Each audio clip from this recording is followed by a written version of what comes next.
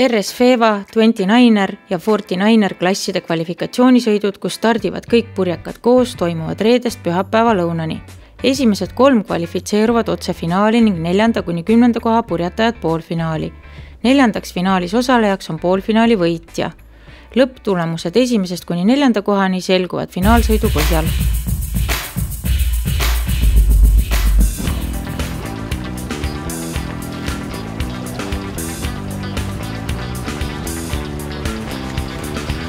Twenty-Niner klassi kvalifikatsioonisõitude tulemusena pääsesid esimesed 3 paatkonda Kaarel Paal, Mihkel Paal, Jasper Rufus, Rüdovaara, Tobias Reiter ja Marian Raud, Maris Seersant otse edasi finaali ning poolfinaali sõidu võitjad Madis Mikk, Martin Mikk on 4. paatkond, kes osales finaalsõidus.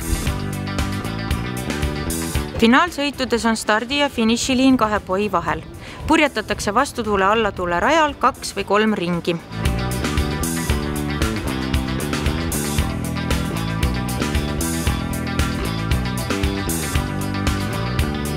See oli siuke hea tugev tulevõistlus. Sellel aastal on muidu nagu väiksemad tuled olnud Eestis ja see sobis meil hästi. Esimene päev võitsime 3 sõitu ja täna läks ka okeilt. Need finaalsõidud on nagu on, et iga üks võib võita. Et jah. Aga ma olen rahul täitsa. Ja, ma olen rahul. Edukas aasta.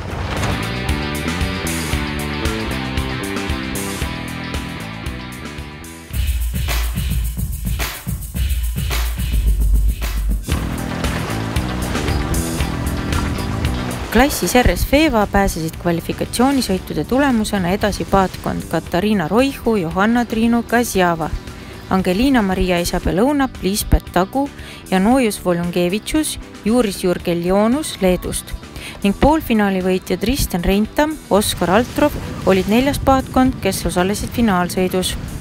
Suutsime terve võistluse olla stabiilsed esikohal ja finaalis küll start ei õnnestunud kuigi hästi, aga tagant tules saime jälle kätte ja finaal läks siis hästi. Tugev tuul oli ja see meile meeldis, talvel teeme füüsilist hästi palju ja sellest on kasu. Üldiselt Eesti meistrivõistluste sari on enamjaolt hästi läinud, kaduvevõistlusel läks meil ka hästi.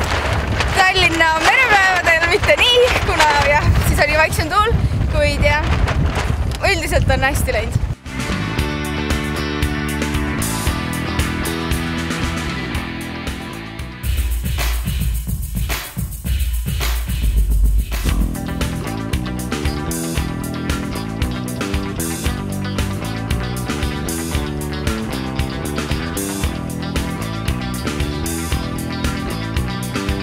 Twenty-Niner klassi kvalifikatsioonisõitude tulemusena pääsesid finaali paatkonnad Henri Roihu, Juuso Roihu, Kristo Õunap, Lennart Kivistik ja Kätlin Tammiste, Anna-Maria Sepp. Jah, üks regatt jälle möödas, see oli siis selle hooaja viimane võistlus siin Eestis ja üleüldse meil ei ole plaanis see hooaeg rohkem võistelda ka välismaal. Olid väga mõned ilmad, tuul puhus iga päev, eile isegi natuke liiga palju, et ei saanud kahjuks sõita pidada, aga reedel ja nüüd pühapäeval oli väga ilus ilm, et eks see sügishooaeg hakkab vaikselt läbi saama ja et saime nüüd kena võistlus siia veetud. Võistlusime see võistlus 4-kesi, lisaks meile oli veel üks Twenty-Niner meesteklass ja siis sellele lisaks 2 FX-i. Ja kõik sõidud võitsime esimesest päevast peale ja tuli võit ära.